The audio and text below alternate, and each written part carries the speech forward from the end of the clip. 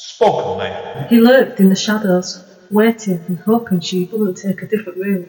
This was her usual room. He knew that. He knew her. Ghost of Me, the new book by Amanda Steele, can be found at Amazon, Kobo, Waterstones, and many, many other places. Hi guys, it's Andy N. Thanks today for downloading or streaming yet another episode of Spoken Label. As you may or may not be aware, Spoken Label was started in the beginning of 2006, and currently we have well over 150 sessions recorded and sent. Although you can find it on various networks, the full archive is available for streaming and downloading at spokenlabel.bandcamp.com. It is a free download or free stream in there, but obviously, if you feel like chucking me a few pennies that way, it'd be eternally grateful to help me keep this podcast going and keep improving my equipment, etc. Enjoy. Speak to you soon. Bye bye. Spoken Label. Spoken Label. Hi guys, it's Andy N again. Live at Stretford SIP tonight. Never done a podcast here before, so this is a bit odd because tonight I actually co-host with Amanda Steele. Hello. I've got a cold, the Pushcart, so. No, Steve, obviously our colleague, is our third colleague, is not here yet tonight, but we've got a bit of an international flavour with us tonight. And as lady now, Juliette, when did we first talk? It was last year, wasn't it? Yeah, I think it was towards the end of last year, in the fall, yeah. Yeah, and I heard of you through my mutual friend Bella Kenyon. Mm-hmm. And obviously we were talking about doing a session with you for Spoken Label before you moved to England. Yeah. Now, people might have guessed, you've got this international accent, haven't you? So, a little bit, yeah. But do you want to introduce yourself to everybody, first of all? Tell them who you are, which part of America you originally came from. Okay. And we'll take it from there. Okay. So, Juliette Molen, and I grew up in the middle of the country of the U.S. in a place called Missouri, right near Kansas. Mm. If you've ever seen The Wizard of Oz. Oh, yeah. Yeah. Well, is it like in real life? The houses get blown all over the sky all the time? I hope not. That's how she got you. Oh, it's a cheap airplane flight, wasn't it? Exactly. So that's where I grew up, but I was living in the New York City area prior to coming here. I lived there for about 5 years, and then came over here to Wales. Right, yeah. Well, it's obviously a slight change in culture, really, isn't it? A little bit. Yeah, 'cause I do know Wales, because when I was younger, I used to go on holiday with my family a lot to North Wales all the time growing up, so I know it fairly well around there. And they go from America today. Oh, fair play to you. Yeah, it's a lot quieter. Not the same sort of traffic jam. We get sheep in the road. Yeah, a little bit different. Apart when you come to Manchester, when the first time we met you last year, it took 3 hours. Exactly. Instead of about an hour. So yeah, completely. Now, obviously, I know you've done. Your current book is Anatomy of a Dress, the dress, isn't it? Mm-hmm. But I think you've been writing for quite some time before that, haven't you? Right. So my first book came out in 2018. It's online with Moonchild magazine, and it's called Death Library, and that's still available. It's actually available for free. And then I was published last year in May with Animal Heart Press for Mother May I. So I had 2 books out last year. Oh, yeah. Those were my first print books, Mother May I and Anatomy of a Dress. Right. And obviously, like I said, I know me and Amanda saw you last year. That's what she said when you did quite an extensive reading of that book. Mm-hmm. Now, in relation to that book, obviously, tell people what the inspiration behind that book was. Well, it was really interesting because it was actually, I want to say like 2016, 2015. I wasn't writing at all. I'd written, I'd written most of my life, but I had taken a really long break, about 10 years from writing. Oh, wow. And you don't write for that long, and you kind of think, oh, maybe I lost it. It's hard to get back into it. So actually what I was doing was I was taking some art classes in New York and I was painting. Oh, wow. Yeah. So you've just gone from one extreme to the other. Yeah, and it kind of so. like, you know, it just seemed like a good change of pace for me and a way to get back into creativity. And I went to the Metropolitan Museum of Art there, and they had an exhibit of all of these gowns by Charles James. Oh. And so I started sketching those, and then I did sort of a painting project that was an abstraction of those. Wow. And I wasn't writing at the time, like I said, and I definitely was not writing poetry. When I got back into writing, I was writing prose like I always had. Yeah. And then I started playing around with poetry, and then it was like all of those ideas from the sketches and the painting and the fashion and then the things I was reading and doing with feminism all kind of came together to make that book. Right. Yeah. So obviously, backtracking further, when you were originally writing, who did you like reading when you were growing up more than? Well, you know, I grew up reading a lot of American writers. So I grew up reading Mark Twain because he was from Missouri. So, I loved Huckleberry Finn. It's the most famous book, isn't it? Yeah. Tom Sawyer, Huckleberry Finn. And, you know, I grew up reading Willa Cather and a lot of like William Faulkner and a lot of American prose writers. And I didn't read a whole lot of poetry. I suppose I read a lot of sonnets, mostly Shakespeare. I do like sonnets, but they're the most tricky things to get my head around sometimes. They are tricky. Have you ever tried sonnet writing? No. Too complicated for me. So you mean you have to word, doesn't it? Yeah. A lot of structure and rules there. I know, and I'm really sort of writer. I break the rules. I make my own rules. Exactly. That's why. So yeah. No, of course. And so yeah. So obviously then you said you took a 10-year break, and then you come back to your writing now, haven't you? So do you think, have you found your writing has changed over that? Now you come back into it. Oh, it's changed a lot. Well, I mean, first of all, just life experience, you know, changes your perspective. But also, I think I'm a little less, what I write is a little less precious to me. You know, I'm not, people talk about killing your darlings and all that sort of thing. I don't get so attached to my writing, and it makes it so that I'm free to create a little bit more because I'm not trying to create that perfect thing all the time. You know, I just kind of let it happen and change it.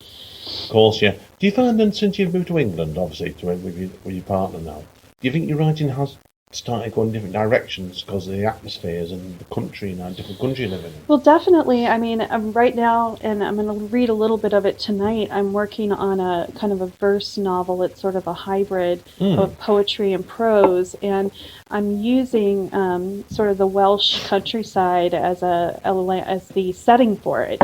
So we do a lot of hiking at National Trust sites and things like that, and sometimes I hear the Welsh language or I see it, and I'm constantly trying to figure out how to pronounce it. Well, we're no help. We'll let your father tell you that. But you know, it's like just having a completely different change of scenery, and I'm kind of where we live, where we've got the ocean on one side of us and forest on the other side, so we're kind of nestled in between these two different landscapes. Yeah. So it's really nice, and it definitely influences my writing. Oh, I can believe you. And I know also you've done lots of gigs in England, haven't you, since you come over here? I've done quite a few. Yeah. How have you found the English poetry in comparison to the American one? I do know a few American writers. I've got friends that a few. So their approach to writing is completely different to English. Yeah, it's really different. I find that just basic stuff on poetry, like there's a whole lot more rhyming going on in the English scene than what I saw in America. We go to 4 or 5 nights regularly. Mm-hmm. I think I only know, and I know you might correct me, Amanda, I know 2 people that write, and I'll stop looking at rhyme. Mm-hmm. Nobody else I know rhymes. Oh, that's funny. I've heard a lot of it, or maybe it just feels like a lot to me. But yeah, I mean, the poetry scene has been really welcoming to me, and I wasn't sure how that was going to be. You know, I come in, I don't know anybody, but it just seems really, really generous and welcoming. And I hear a lot of people writing about like the difference between being in the North or being in the South, and I don't know anything about any of that. Yeah. So it's very interesting to me to hear the different takes people have on different culture. I suppose you would do, wouldn't it? Like if you're getting used to different places and the way people. Right. Hey, how we doing? So as you can see, guys and girls, our audience has started arriving now. So, but anyway, I was going to tell you, Juliette. Obviously, you've got this hybrid book on the go. Mm-hmm. You've got another publication on due out in October, haven't you? Yeah. So in October, I have a book coming out called Confess: The Untold Story of Dorothy Good. Now, tell us about where that's come from then. So Dorothy Good was.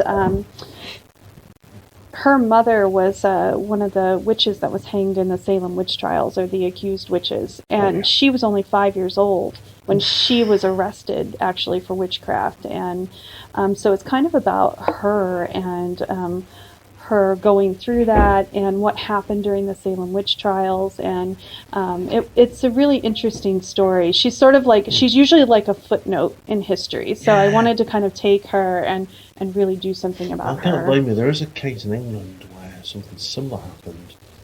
I've seen the details of it, I can't remember off the top of my head. There was an 11-year-old girl put to death, basically. Wow. Down in Yorkshire. I've forgotten the name, but I'll get the details to you. Yeah, like that's a story worth reading. Mm-hmm. And there's those sort of things, these tragic things do happen in history. And years ago, and it's about 5 years. Well, and there's just so many people that get kind of forgotten in history books or left behind, you know. So when I find out, when I hear about that, I want to know more.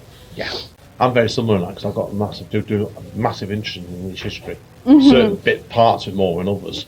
When I was drawn, I don't get as much time nowadays to miscarriages and justice a lot of the time, and horrible stories happening to young people and stuff like that. It's just, I think you're the same as me in the sense like there's something draws you to it, don't you? Yeah, well, it's like what happened there, and maybe how can we learn from that, or how haven't we learned, you know? No, I completely agree with that.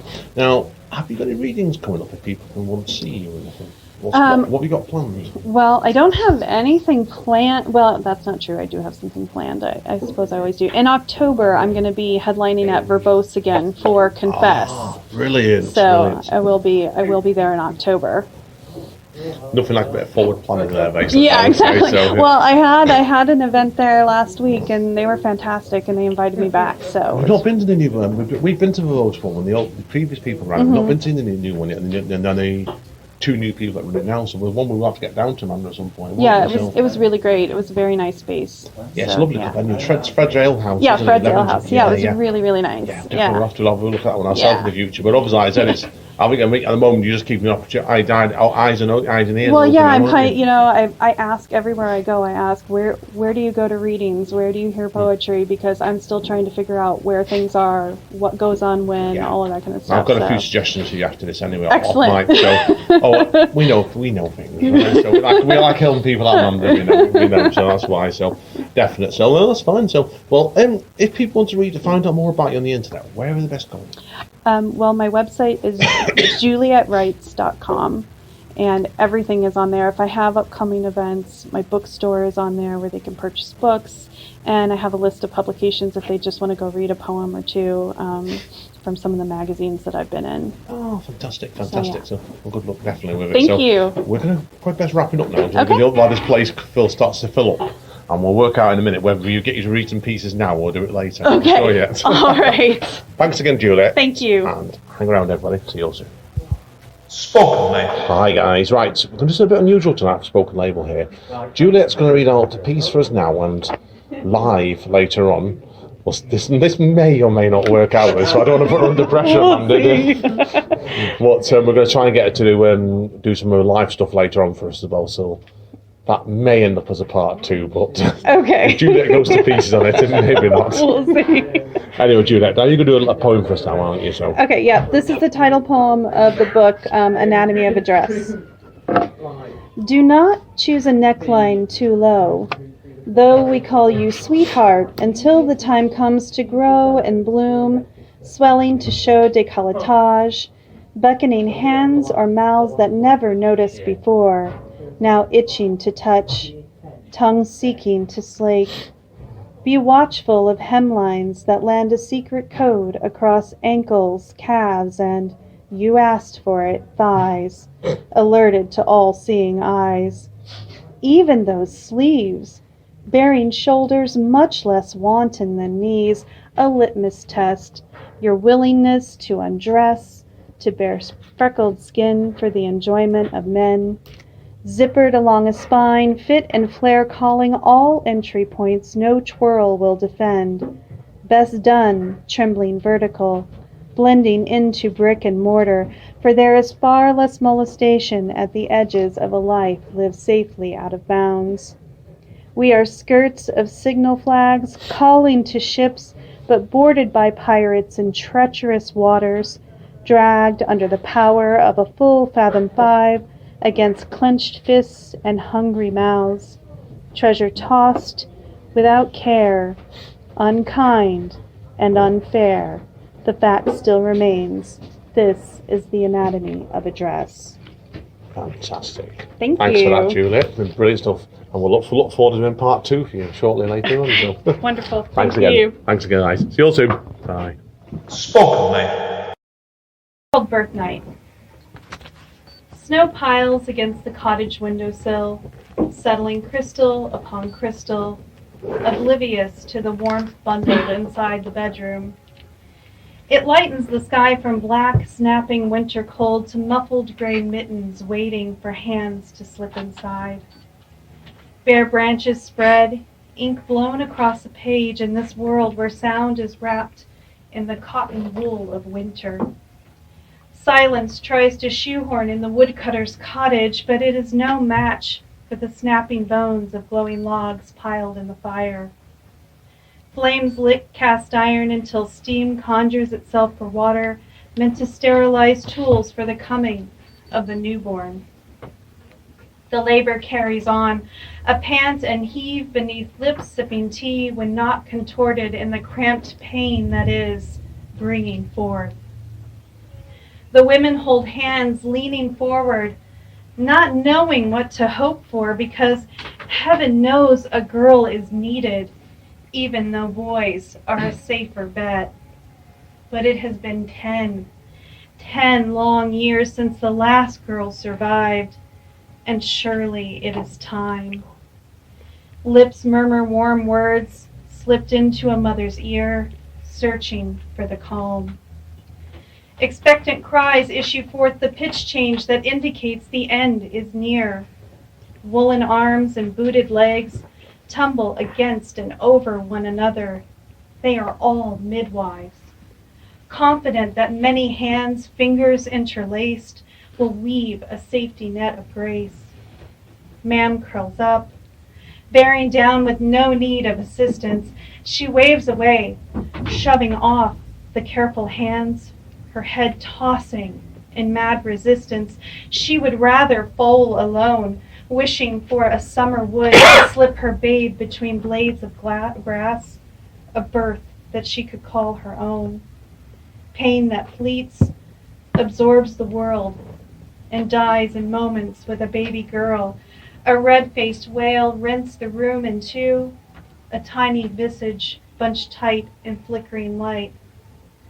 Oh, they breathe in surprise as they often do when the girls are born. Oh, they breathe in sadness as they often do when the girls are born.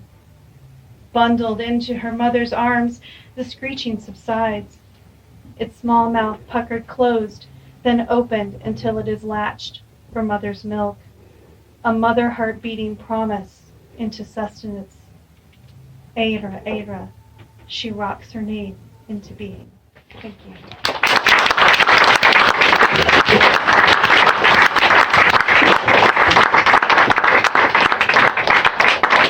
Thanks, Juliette. Thank you. Spoken Name.